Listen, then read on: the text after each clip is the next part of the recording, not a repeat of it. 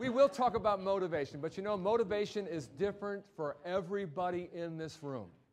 When I broke my neck and I was lying in that hospital bed, I was in a coma for a while. When I woke up out of that coma, I'll never forget it. I woke up in the hospital bed. The doctors came into my room and they said, "Son, I'm sorry. You'll never walk again. You'll never drive a car again. You'll never play sports again. You'll never coach again. You'll never have sex again." That last one really got to me, I got to tell you that. But what I realized was that if I was ever going to be able to walk again, I wasn't going to be able to do it in this hospital, in this facility. Because I realized that these people had no belief in themselves, and they certainly didn't know what I was all about and the power that every individual has to do amazing things in their lives. And the first thing that I learned lying in that bed was that I had to get out of that place to begin with. And secondly, I had to change things. Luckily, I had my night nurse, Sarge. Sarge is a driving force in my life, even though she's left the earth. She still is with me every day of my life because she was so far ahead of herself. She came into my room one day and she said, "Bruce, what are you going to do to get out of that bed?" I said, "You know, Sarge, I've tried a lot of things. I tried positive thinking. I tried positive attitude. Nothing seems to work." She said, "Well, of course those aren't going to work. What you have to do is you have to develop a positive belief. You have to know that it's going to happen. You have to expect it to occur if you ever want to walk again." I said, "Wait a second. Positive thinking, positive attitude, that is positive belief, isn't it?" She said, "No, it's not even close."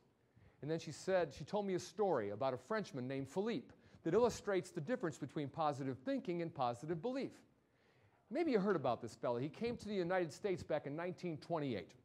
His only goal was to be the first person to walk across Niagara Falls on a high wire. I'm afraid of heights. I would never do this. But Philippe was kind of crazy. He didn't use a net. He didn't use a balance beam.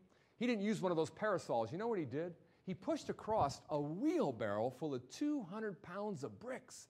Now, when people heard about this, they came from all over America and all over Canada to watch this crazy Frenchman try this. But to show you how negative people get as they get older, they all came to see one thing happen. What was that? Yeah, they want to see the guy fall. "Honey, let's take the kids. They'll love it when he..." We do some crazy things, don't we? Well, he starts going across the falls, and everything's going great, but he gets in the middle, and all of a sudden the wind comes up, and it's blowing him from side to side, and he's losing his balance. And people are starting to panic, but not Philippe.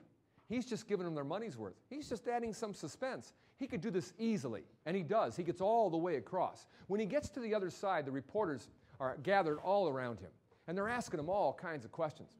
And finally, after about 20 minutes, he says, "Look, I've had enough of this. You've asked me questions for a long time. Can I ask you some questions?" Well, they thought that was kind of unusual, but they said, "Okay, if you got a question, fire away." Well, he looked at one of the reporters and he said, "Look, do you think I can push this wheelbarrow back across the falls? Do you think I can do that?" The reporter looked at him and says, "Well, I don't know what you're getting at, but you did pretty good." "Yeah, I think you can do it." He went up to another reporter and said, "Look, do you really believe? Do you believe I can push this wheelbarrow back across the falls?" The reporter looked at him and says, "I don't know. You had some problems coming over here, but you're a master of the high wire. You practice every day. You do this all the time. You know what? I really believe you can do it." And when Philippe heard that, he emptied out the wheelbarrow, and he said, "If you really believe it, get in the wheelbarrow." And see, that's the difference between positive thinking and positive belief. Because if you really believe something about yourself and your abilities, you go ahead and you do it. Remember last time, some of you that weren't here last time, we talked about a young lady who had tremendous belief in herself. She never learned how to read or write, but she wrote a book. Now, when I found out this woman had a book out and she couldn't even read or write, I wanted to find out how she pulled this off. And when I read the title, I thought every man should have this book. So I bought a copy for my own use, and I brought it to share with you today because her book is called Everything That Men Know About Women. And it's empty. See, there's nothing in her book. Now, did she have belief in herself? You're darn right she did, because think about this. Could you have written this book? Yeah, anybody could have written this book. There's nothing in the darn thing. All you had to do was have some guts and believe in yourself and just do it. Go for it. Well, we're going to talk about this because there are a few things that hold people back. There are a few things that stop you from believing in yourself. The one thing that I work on with athletes and with salespeople and with parents and children more than anything else, one thing that holds you back more than anything else is located right here. It's called the little voice in the back of your mind. Now, you might not believe you have a little voice back there, but psychologists have already proven that each one of you has a little voice in the back of your head that talks to you 50,000 times a day. But you never hear the voice until you get in a pressure pack situation. And then you can't shut the little sucker up. And it's telling you things like, don't ask her out, she's too good looking. You're going to miss this shot. Don't buy that car, it'll break down on you. Don't apply for that job because you'll never get it anyway. And you're not educated enough and you're not going to make enough money. And pretty soon you don't do anything. Now, if you don't believe me, if you don't think that you have a little voice in the back of your mind, answer a question for me. If you don't think you have a little voice, how many of you, by show of hands, how many of you talk to yourselves? Raise your hand if you talk to, whoa. A lot of people talk to themselves. But I think one of you over here and two of you over here and some of you over here didn't raise your hand. And I understand that. You know, maybe you're new to the company. So I guarantee you next year you'll be talking to yourself. Or maybe you're sitting by someone you really like or someone that you really respect. And you don't want them to think that you're a wacko, so you're not going to raise your hand. But 3 things happen every time I ask this question. The same 3 things. Number 1, when I ask people who talk to themselves, they usually start giggling. And they go, well, you know, I did once a long time ago. I don't know, maybe. Second thing that happens, people start raising their hands, but they raise their hands in a very special way. They go like this. Don't want to be the only one. The third thing is kind of amazing. The first time I noticed this, I was working with a football team in Cleveland, Ohio. And I walked into the room with 60 guys. And I said, okay, fellas, who in this room talks to themselves? Well, 2/3 of them raised their hand just like you did. But the other third of them were sitting there going, huh, I don't know, do I talk to myself? This guy might be right. I guess I do. Well, maybe.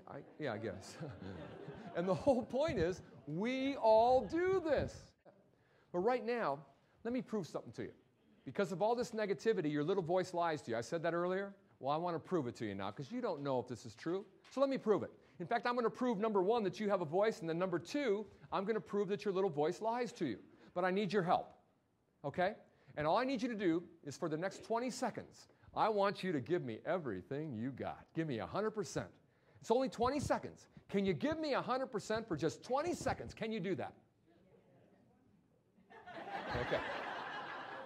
We're going to have to work on that. I think let's do it this way. Pretend like you like me, all right? Just act like you like me. When I count to 3, I want you to say yes as loud as you possibly can. Ready? 1, 2, 3. Yes! Good. You see the difference? That's 100%. So here we go.